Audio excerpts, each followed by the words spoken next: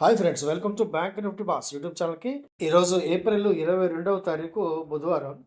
So ఈరోజు market దాదాపుగా అంటే ఒక ఐటీ సెగ్మెంట్ ద్వారానే దెబ్బతిందని చెప్పొచ్చు. బ్యాంక్స్ కూడా కొంచెం మిక్స్డ్గా ఉన్నాయి ఈరోజు. పబ్లిక్ సెక్టర్ బ్యాంక్స్ అలాగే ప్రైవేట్ సెక్టర్ బ్యాంక్స్ కూడా కొంచెం మైల్డ్ నష్టాల్లో ఉన్నాయి. కాకపోతే మేజర్గా మనకి ఐటీ స్టాక్స్ నుంచి బాగా దెబ్బపడింది. అందువల్ల మార్కెట్ ఈరోజు అబ్బా ఉందన్నమాట. సో ఈ హార్మోజ్ జలసంధి బంద్ క్రూడ్ 100. ఎందుకంటే ఈ హార్మోజ్ జలసంధిని దిగ్బంధనం చేయడం ద్వారా అమెరికా తన లక్ష్యాన్ని ఏదైతే బెదిరింపుల ద్వారా లేదా బలవంతపు ఒత్తిడి ద్వారా ఏదైతే శాంతి ఒప్పందాన్ని కోరుకుంటుందో ఆ ఒప్పందం ఇప్పట్లో జరిగేలాగా కనిపించడం లేదు. ఎందుకంటే ఇరాన్ ఈ హార్మోజ్ జలసంధిని మీరు క్లియర్ చేస్తేనే మేము చర్చలకు వస్తామని చెబుతుంది. కనీసం వాళ్ళు చర్చలో పాల్గొనడానికి కూడా ఇష్టపడట్లేదు అనమాట. సో ఇది బాగా పీటముడి పడిందని చెప్పచ్చు. సో ఇది ఇప్పట్లో తీరే సమస్య అయితే కాదు. కాకపోతే ఎప్పుడైతే ఈ హార్మోజ్ జలసంధి నియంత్రణలో ఉంటుందో క్రూడ్‌కి మాత్రం బాగా సమస్య వస్తుంది. ఎందుకంటే మనం కనీసం క్రూడ్ దిగుమతి చేసుకోవాలంటే అక్కడ రవాణా స్వేచ్ఛగా ఉండాలి. అది ఎవరి నియంత్రణలో ఉన్నా కూడా మనకి ఇబ్బందే. సో అందువల్ల ఈరోజు స్టాక్స్ వల్ల అలాగే క్రూడ్ $100 దాటడం వల్ల మార్కెట్ ఈరోజు నెర్వస్‌లో పడిపోయిందని చెప్పొచ్చు. యథావిధిగా మార్కెట్‌లో నష్టాలైతే కొనసాగాయి ఈరోజు మొత్తం మీద. కాకపోతే ఈరోజు అమర్ రాజా బ్యాటరీస్ గురించి మనం ప్రత్యేకంగా చెప్పుకోవాలి. అద్భుతం చెప్పొచ్చు. దాదాపు 16% లాభాలు, ఒక దశలో 17.5% లాభాలు కూడా వెళ్ళిపోయింది. ఈ స్టాక్ యొక్క వివరాలు తెలుసుకునే ప్రయత్నం చేద్దాం. అలాగే ఈరోజు ₹1 నష్టం లేకుండా బ్రహ్మాండంగా ట్రేడ్లు అయితే చేయగలిగాను. సో 22,287 రూపీస్ ఈరోజు మనకు లాభం కూడా వచ్చింది. అది ఏ ట్రేడ్స్ ఎక్కడ చేసాం కాస్త వివరంగా తెలుసుకునే ప్రయత్నం చేద్దాం. ఈరోజు మొత్తం మీద మన స్టాక్ మార్కెట్లో ప్రధానమైన ఇండెక్స్లు అన్నీ కూడా నష్టాల్లోనే కొనసాగి చెప్పొచ్చు అనమాట. సెన్సెక్స్ దాదాపు 756 పాయింట్ల నష్టంతో 78,516 వద్ద క్లోజ్ అయింది. కాకపోతే ఈ 78,500 చాలా స్ట్రాంగ్గా సపోర్ట్ ఇస్తుంది గత అనేక సెషన్స్గా. సో రేపు ఎలా ప్రవర్తిస్తుందో చూద్దాం. అలాగే బ్యాంక్ ఎక్స్ చాలా మైల్డ్ నష్టాలు చెప్పొచ్చు అనమాట. కేవలం ఒక 254 పాయింట్ల నష్టంతో 64,408 వద్ద. అలాగే నిఫ్టీ 50 దాదాపు 198 పాయింట్ల నష్టంతో 24,378 వద్ద. అలాగే బ్యాంక్ నిఫ్టీ 247 పాయింట్ల నష్టంతో 57,124 వద్ద క్లోజ్ అయ్యాయి. ఇవన్నీ చాలా చెప్పాలంటే మైల్డ్ నష్టాలే. కాకపోతే ఈ హార్మోజ్ జలసంధి యొక్క వార్తలే మన మార్కెట్లని నడిపిస్తాయి మరికొంతకాలం పాటు. ఐటీ స్టాక్స్ అన్నిట్లో కల్లా కేవలం ఒక ఓఎఫ్ఎస్ఎస్ మాత్రమే 2.5% లాభాలు అంటే ₹200 లాభంతో 8,126 వద్ద క్లోజ్ అయింది. మిగతా అన్ని స్టాక్స్ ఇన్ఫోసిస్ దాదాపు 3.5%, అలాగే టీసీఎస్ దాదాపు 3%, ఇలా ప్రతి మేజర్ ఐటీ స్టాక్ కూడా ఈరోజు పెద్ద ఎత్తున నష్టపోయాయి అన్నమాట. సో అమెరికా మార్కెట్ నుంచి వచ్చే సంకేతాల ద్వారా మాత్రమే మన ఐటీ స్టాక్స్ ప్రభావితం అవుతాయి. ఈ విషయం మీకు తెలుసు కదా. సో అమెరికన్ మార్కెట్లో ఏం జరుగుతుందో ప్రధానంగా మనం గమనించవలసి ఉంటుంది. ఐటీ స్టాక్స్ ఈరోజు ఇంత పడటం కొంచెం ఆశ్చర్యమే. ఈ హార్మోజ్ జలసంధిలో పెత్తనం కోసం, ఆధిపత్యం కోసం అమెరికా ఆక్రమణలో ఉంది. ఇప్పుడు అక్కడ నుండి ఏ షిప్పులు కూడా కదలనివ్వట్లేదు, బయటికి రానివ్వట్లేదు, లోపలికి వెళ్ళనివ్వట్లేదు. అలాగే కొన్ని ఇరాన్ నౌకల మీద కూడా అమెరికా దాడి చేసింది, అంటే కంట్రోల్ చేసింది అనమాట. అలాగే ఇరాన్ కూడా కొన్ని చిన్న చిన్న షిప్స్ మీద దాడి చేస్తుంది. సో దీనివల్ల క్రూడ్కి అయితే మళ్ళీ రెక్కలు వచ్చాయని చెప్పొచ్చు. ఆ మధ్య $80కి వెళ్ళిపోయిన మన క్రూడ్ ఈరోజు ఏకంగా $100 చాలా అవలీలుగా దాటిపోయింది. రోజు మార్నింగే గ్యాప్ అప్తో ఓపెన్ అయిన క్రూడ్ ఈరోజు మొత్తం మీద మంచి మూమెంటం అలాగే అప్ సైడ్ డైరెక్షన్లోకి వెళ్తుంది. సో ఈ క్రూడ్ యొక్క మూమెంట్ కేవలం హార్మోజ్ జలసంధి అక్కడి నుంచి వచ్చే షిప్పుల మీద ఆధారపడి ఉంటుంది. కాబట్టి ఈ ప్రతిష్టంభన కొనసాగినంత కాలం కూడా ఇదే విధమైన పరిస్థితి అయితే ఉండవచ్చని అంచనా వేయవచ్చు మనం. క్రూడ్ ఈరోజు మార్నింగ్ 8,391 ఆ ప్రాంతాల్లో ఓపెన్ అయింది. అక్కడ నుండి దాదాపు ₹151 పడిపోయింది అనమాట. 8,240 ఈరోజు డేలో. అక్కడ నుండి ఏకంగా 8,604కి అయితే వెళ్ళిపోయింది. అట్ ప్రజెంట్ అదే రేంజ్లో ఉందని చెప్పొచ్చు అనమాట. సో ఈ హార్మోజ్ జలసంధి, షిప్ రవాణాలు, చమురు ఇబ్బందులు ఇవన్నీ కలగలిపి క్రూడ్ ధరలు మళ్ళీ కూడా అంటే మే నెలలో మరింత బగ్గుమంటాయేమని చెప్పి డౌట్గానే ఉంది. ప్రముఖ బ్యాటరీ కంపెనీ అయినటువంటి అమర్ రాజా బ్యాటరీస్ ఈరోజు అద్భుతం చేసింది ఫ్రెండ్స్. మోర్ దాన్ 16%, 16% లాభాల కంటే అంతకంటే ఎక్కువ అయిందనమాట. అమర్ రాజా బ్యాటరీస్ ఈ టెలికాం సెక్టర్కి సంబంధించి 1 గిగావాట్ కంటే ఎక్కువ లిథియం స్టోరేజ్ని వాళ్ళు ఆ ప్రక్రియని పూర్తి చేసిన వార్తలు అయితే అందించింది. అందువల్ల ఈ స్టాక్ని మార్కెట్ అయితే బ్రహ్మాండంగా రిసీవ్ చేసుకుంది. ఈ స్టాకులో కొనడానికి ఇన్వెస్టర్స్ పరిగెత్తారంటే ఆశ్చర్యపోవాలి మనం. ఈరోజు ఈ అమర్ రాజా కంపెనీ యొక్క స్టాక్ ప్రైసు 779 ఆ ప్రాంతాల్లో ఓపెనింది. కేవలం ఒక రూ. 2 పడింది. రూ. 777.50. అక్కడి నుండి ఏకంగా రూ. 924కి చేరిపోయింది. మోర్ దాన్ 17% లాభాలు అందిపుచ్చుకుంది. ఆ తర్వాత స్లైట్‌గా సెల్లింగ్ ప్రెషర్, ప్రాఫిట్ బుకింగ్ వచ్చి 899 వద్ద క్లోజ్ అయింది. అద్భుతమైన స్టాక్ అని చెప్పడంలో ఎటువంటి సందేహం లేదు. ప్రీమియర్ ఎక్స్‌ప్లోజివ్స్ కంపెనీ డిఫెన్స్ అంటే ముఖ్యంగా రక్షణ రంగానికి బాగా సహాయపడుతుంది. ఆ ఉత్పత్తులు అందిస్తుంది. ఒక 350 కోట్ల రూపాయల ఆర్డర్ పొందింది అన్న వార్త ద్వారా ఈరోజు ఈ కంపెనీ షేర్లు అయితే దాదాపు 10% లాభాలైతే అందిపుచ్చుకున్నాయని చెప్పొచ్చు. ఈరోజు ఈ స్టాకు రూ. 494 ఆ పరిసర ప్రాంతాల్లో ఓపెన్ అయింది. ఏకదాటిగా 545 ఆ ప్రాంతాలకు వెళ్ళిపోయిందంటే 10% లాభాలు అందిపుచ్చుకుంది. చివరిలో మైల్డ్గా పడిందని చెప్పొచ్చు. రూ. 536 ఆ రేంజ్లో క్లోజ్ అయింది. అద్భుతమైన స్టాకు. ప్రభుత్వ రంగ railway stock RVNL east coast railway డివిజన్కి సంబంధించి దాదాపు 968 కోట్ల రూపాయల కాంట్రాక్టు చేయించుకోవడం ద్వారా ఈరోజు ఈ స్టాకులో అద్భుతం జరిగిందని చెప్పొచ్చు. ఈరోజు ఈ స్టాకు రూ. 297 ఆ ప్రాంతంలో ఓపెన్ అయింది. ఏకంగా రూ. 308కి వెళ్ళిపోయింది. దాదాపు 3% కంటే ఎక్కువ లాభాలు అందిపుచ్చుకుంది. చివరిలో అక్కడే క్లోజ్ అని చెప్పొచ్చు అనమాట. కేవలం ఒక రూ. 1.50 రూ. 1 లాస్ అయింది. అంటే వచ్చిన లాభాన్ని పోగొట్టుకుంది. రూ. 307.40 ఆ ప్రాంతాల్లో బ్రహ్మాండంగా క్లోజ్ అయిందనమాట. సో రైల్వే స్టాక్స్కి మంచి రోజులు వచ్చాయేమో భవిష్యత్తులో చూద్దాం.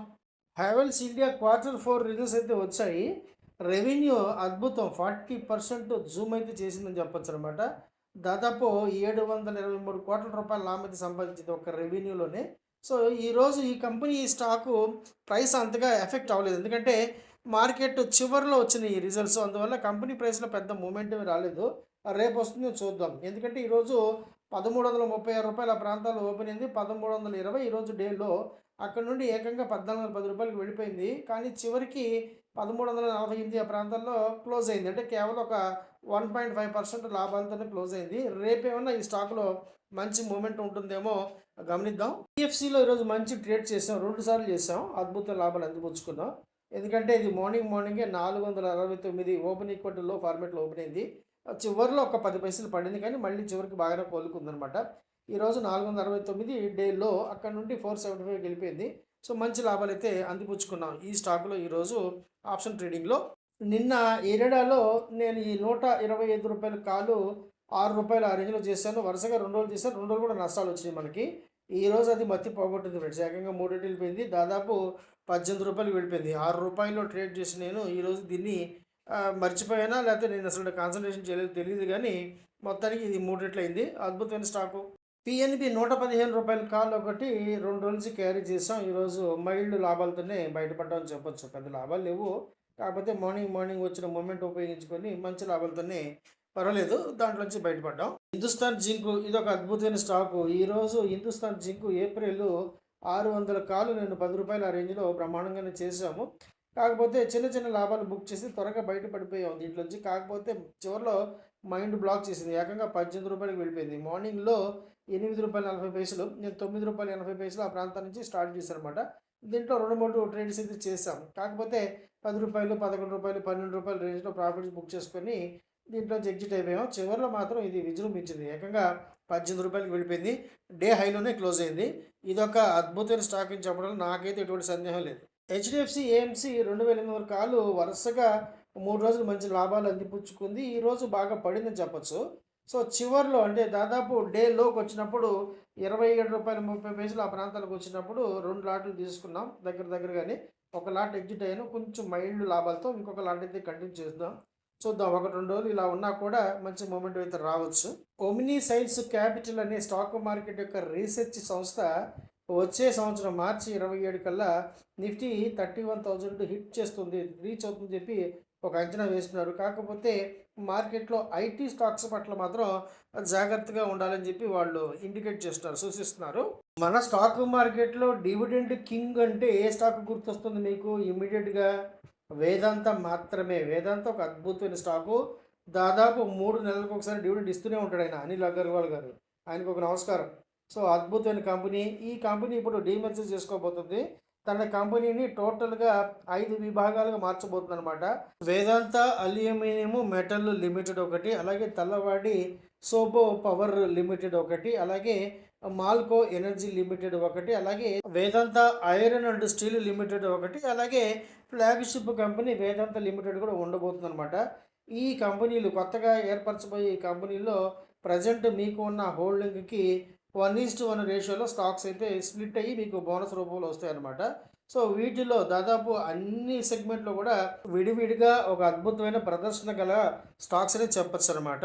మన దేశానికి చెందిన జేఎస్డబ్ల్యూ స్టీలు, అలాగే దక్షిణ కొరియాకి చెందిన పోస్కో కంపెనీ రెండు కూడా జాయింట్ వెంచర్ ద్వారా ఒడిశాలో ఒక అద్భుతమైన భారీ ఇన్వెస్ట్మెంట్ అయితే ఒక స్టీల్ ఫ్యాక్టరీ పెట్టబోతుందని చెప్పొచ్చు అనమాట. ఈ పెట్టుబడి దాదాపు 35,000 కోట్ల రూపాయలతో ఉండబోతుంది. దాదాపు 6 MTP అంటే మెట్రిక్ టన్ను పర్ యానము అంత కెపాసిటీతో ఈ రెండు కలగలిపి ఒక జాయింట్ స్టీల్ ఫ్యాక్టరీ అయితే పెట్టబోతున్నారు. ఈరోజు చేసిన అన్ని ట్రేడ్స్ కూడా సూపర్ హిట్ అయ్యని చెప్పొచ్చు. కాకపోతే ఒకటి హిందుస్థాన్ జింక్ అదొక్కటి క్యారీ చేస్తుంటే ఈ లాభాలు బీభత్సం అయిపోయాయి. కాకపోతే చిన్న చిన్న లాభాలతోనే బయటకు వచ్చారు కాబట్టి హిందుస్థాన్ జింక్లో కేవలం చిన్న లాభం వచ్చిందని చెప్పొచ్చు. ఓవరాల్గా మనకి ఈరోజు 22,287 రూపీస్ లాభం అయితే వచ్చింది. హెచ్డిఎఫ్సి ఏఎంసీలో ఒక చిన్న కాల్ అయితే క్యారీ చేస్తున్నాను.